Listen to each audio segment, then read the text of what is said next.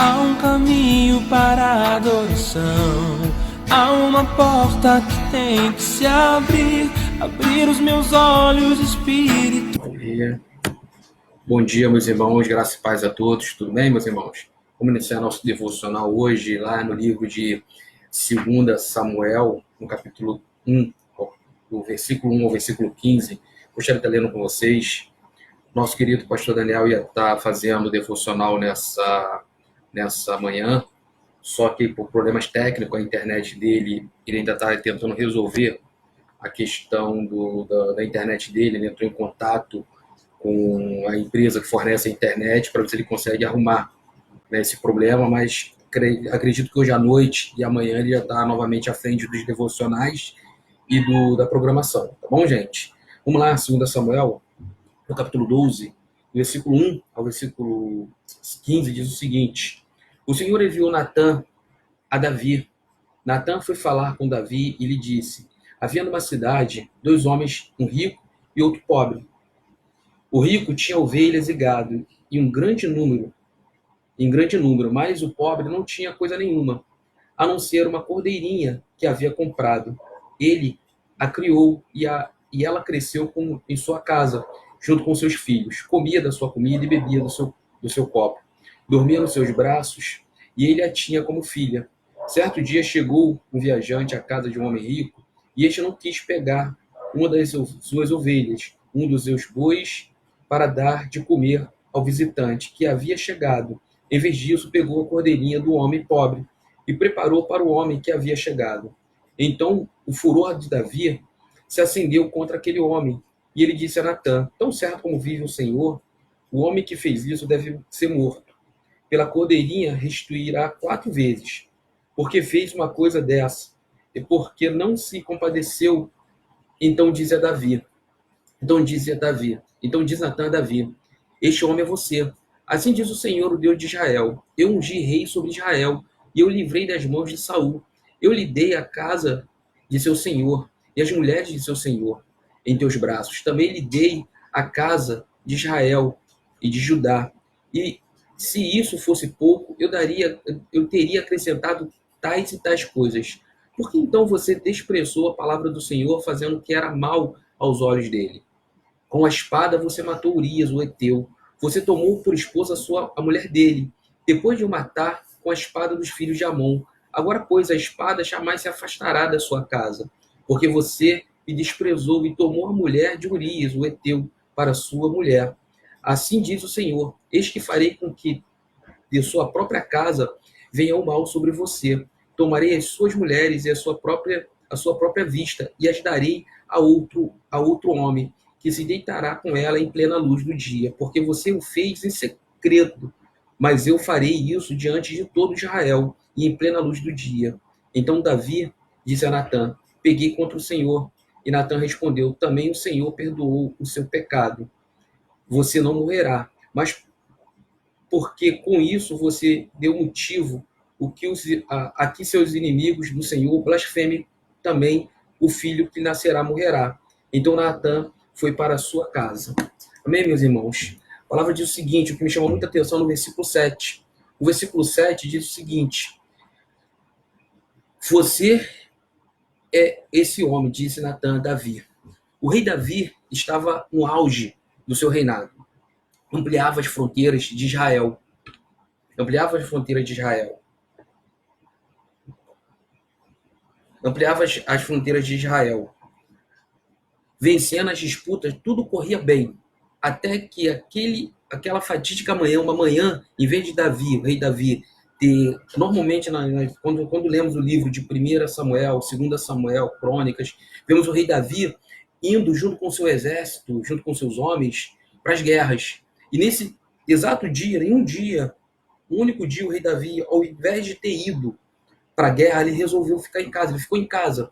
E nem uma noite, ele passando na sacada, né, do palácio, né, num fatídico dia, ele viu uma jovem, né, uma manhã, melhor dizendo, ele viu uma jovem, né, e Davi viu uma bela jovem chamada Betseba tomando banho e concebeu o pecado em sua mente, que a mulher era bela, linda.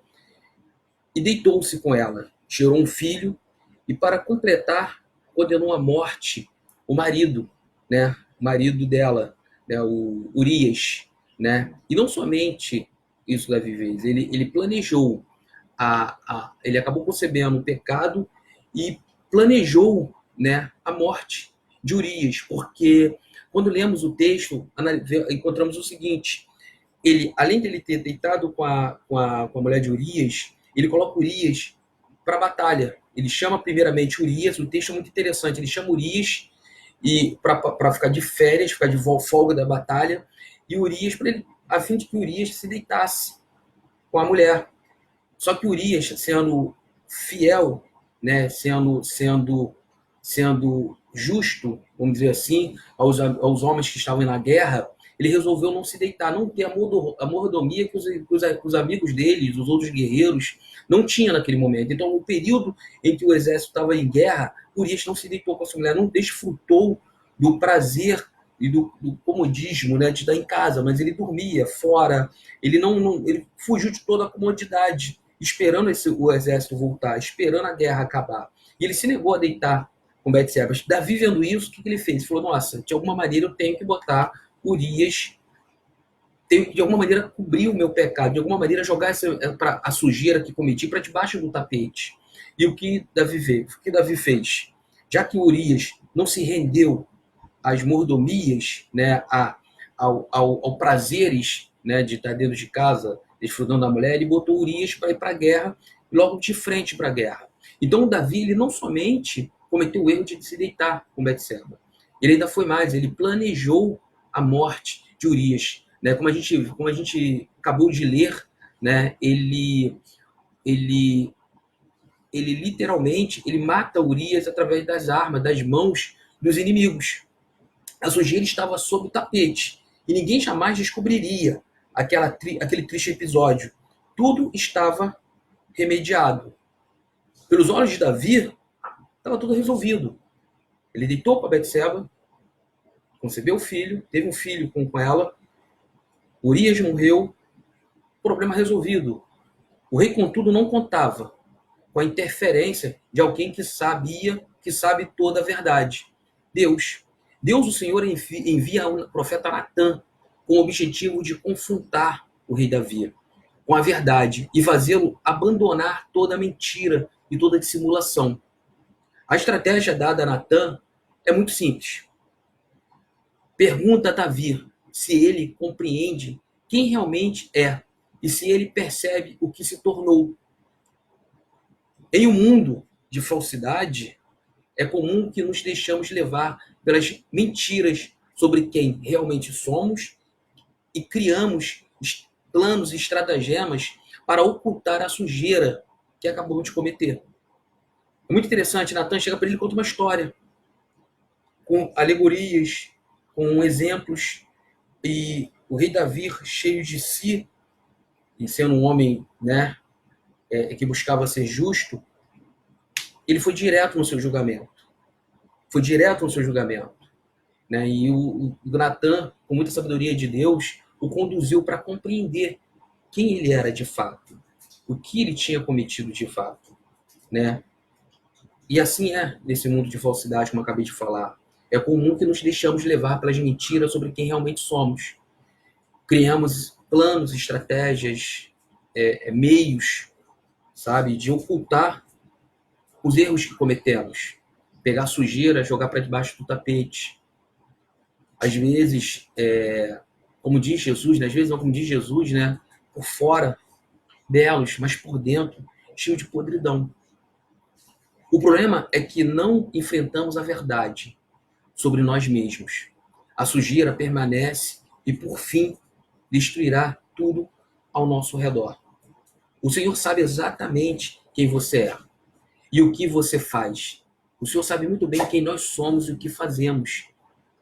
Então, devemos parar de remediar e deixar a verdade nos libertar e vivermos a verdade do Senhor. Devemos deixar a verdade tomar conta de nosso ser, como diz a palavra do Senhor. A verdade, se a verdade nos libertar, se a verdade nos libertar, verdadeiramente seremos livres. né? E é interessante que eu lembro de uma ilustração, né? Eu lembro de uma ilustração interessante, certa vez, e eu li isso em algum lugar, confesso para vocês que agora eu não lembro, né? Certa vez, Michael Douglas, ele foi visto, se não me falha a memória, foi Michael Douglas, ele foi visto em um local, num hotel, e de repente uma fã viu ele, e a fã correndo na direção de Michael Douglas perguntou para ele: Michael Douglas é o senhor mesmo? Ele já estava dentro do elevador e o elevador fechando. E ele respondeu para essa fã: não, não sou eu. Eu só serei eu verdadeiramente quando estiver dentro da minha casa. E essa é uma verdade que eu venho, depois que eu li esse texto, eu venho levando para a minha vida, sabe? Trago para mim quem nós somos verdadeiramente. Quem eu sou verdadeiramente. Quem você é verdadeiramente. Devemos ter o entendimento de que não interessa, não adianta pintarmos ser uma pessoa para aquelas pessoas da nossa volta, ser alguém para as pessoas da nossa volta, e se dentro da nossa casa, dentro do nosso quarto, dentro das quatro paredes, somos uma pessoa diferente da que somos em público. Porque a questão a gente está enganando a nós mesmos. Se temos o entendimento e a fé que Deus está com seus olhos sobre toda a terra e olhando tudo, nada fica escondido aos olhos do Senhor. Então, quem somos dentro da nossa casa, dentro das nossas quatro paredes, devemos ser também a luz do dia, devemos ser os olhos de todas as pessoas, porque o importante é quem somos para o Senhor. Quando o Senhor olha para a gente, qual é a opinião que o Senhor tem a nosso respeito? Se você é uma pessoa que precisa ser liberta de alguma situação e você esconde isso das pessoas à sua volta, por pura, vamos dizer assim, hipocrisia, não seja assim. Deixa a verdade do Senhor te libertar. Deixa o Senhor aqui tudo vê, o Senhor que tudo vê, libertar você nessa manhã, libertar a sua vida, sabe? Trabalhar em você nessa manhã. Deixa o Senhor trabalhar em nossas vidas. E que estejamos abertos à ação do Espírito Santo, à ação da palavra do Senhor em nossas vidas. Não tente ser quem você não é. Seja quem você verdadeiramente é para o Senhor. Seja quem você verdadeiramente é, sabe, dentro da sua casa. Não haja como Davi. Não jogue a sujeira para debaixo do tapete. Mas esteja sempre atento ao mover do Senhor. Esteja sempre disponível à ação do Espírito Santo. E tenha sempre um espírito ensinável. Que o Senhor te abençoe, que o Senhor nos liberte e que o Senhor nos conduza nessa manhã. Amém, meus irmãos? Curva sua cabeça, vamos orar nesse momento. Pai, em nome de Jesus Cristo, Senhor, eu peço a Ti, Senhor, que o Senhor perdoe os nossos pecados, as nossas falhas, os nossos erros, Senhor. Que o Senhor venha com a sua graça, Pai amado, sobre as nossas vidas, Senhor. Que o Senhor tenha misericórdia, Pai amado, de nossas vidas, Pai amado. Senhor, que em nome de Jesus Cristo, Pai amado, ao Senhor, que todo aquele pecado oculto, Senhor, Pai amado, aquilo que cremos, Pai amado, ao Senhor, que escondemos, Pai amado, daqueles do nosso próximo, mas, Pai, não escondemos de Ti.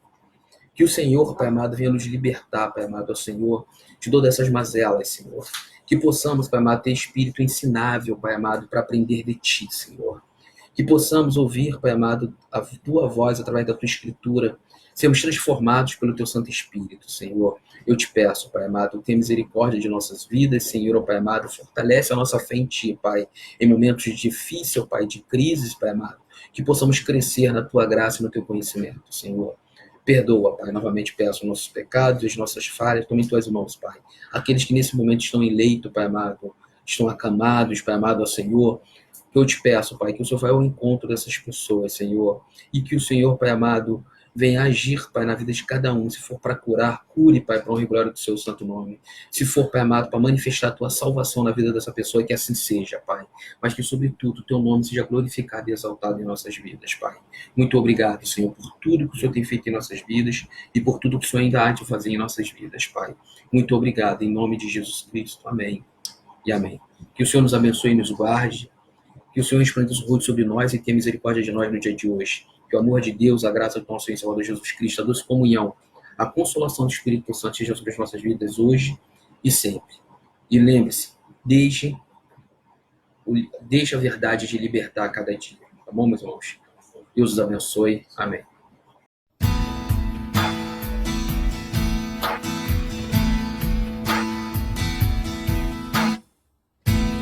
Há um caminho para a adoração, há uma porta que tem que se abrir. Abrir os meus olhos espirituais, para que eu possa ver.